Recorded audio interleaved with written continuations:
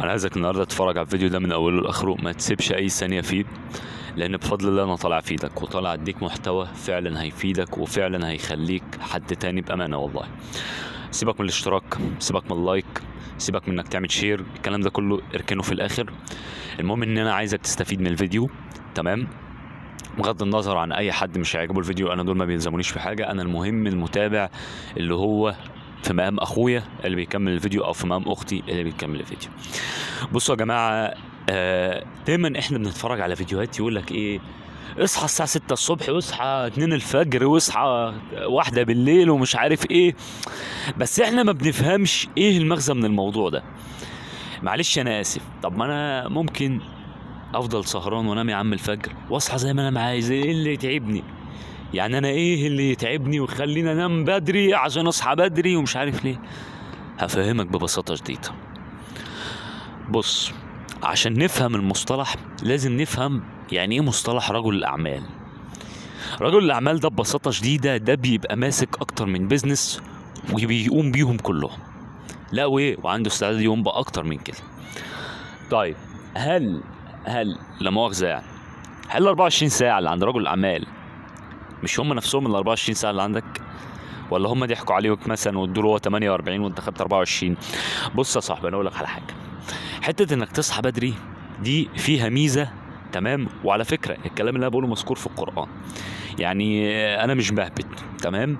فيها ميزه قويه جدا. اول ميزه ان انت بيبقى عندك اليوم مفتوح بدري بدري، تمام.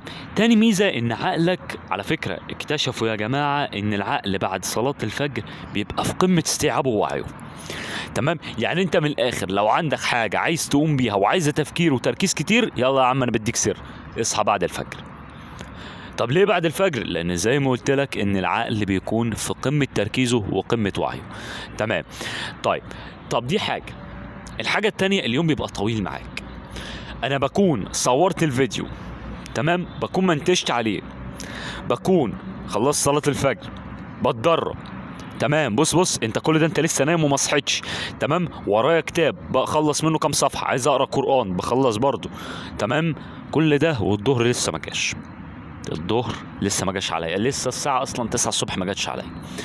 يا نهار ابيض يا محمد، طب ما انت الفيديو ده مثلا بتصوره هو الظهر؟ لا، ما هو انا بص افهم، لما انا تلاقيني الفيديو اتصور في وقت متاخر اللي هو بالنسبه لي، مع ان ده وقت بدري والله، اعرف ان انا كنت بخلص حاجه قبلها، يعني اعرف ان كانت في حاجه مهمه عندي بس لازم تخلص قبلها، بس المهم ان انا بنجز اكتر منك. عشان كده لما اجي اقول لك كمل انك تصحى بدري وانك تصحى في ميعاد بدري وانك تبقى حاجه كويسه، ما تعارضنيش. لازم تصحى بدري، لازم تنام بدري، لازم تصحى بدري، لازم تنام بدري. حطها حلقه في ودنك، هتنجز اكتر وبالتالي مقابل اكتر، وبالتالي هتبقى حياتك افضل.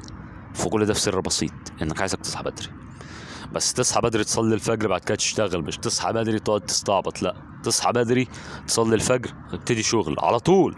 والكلام ده لطلبة ثانوية عامة، للناس اللي بتصور فيديوهات زي، للناس اللي بتخلص مقالات، للناس اللي بتقرا كتب، للناس اللي بتلعب رياضة، كله هيشتغل معاك، كله هيشتغل معاك. بس يا شباب ده كان فيديو النهارده، اتمنى طبعا لو الحلقة عجبتك اكيد لازم تنزل تشترك وتحط لايك. انا قلت لك ارميها في الاخر عشان انا عارف ان لازم اقول لك المعلومة، بعد كده حابب انك تفيد محمد علاء، اعمل اللي قلت لك عليه. مع الف سلامة يا شباب، السلام عليكم.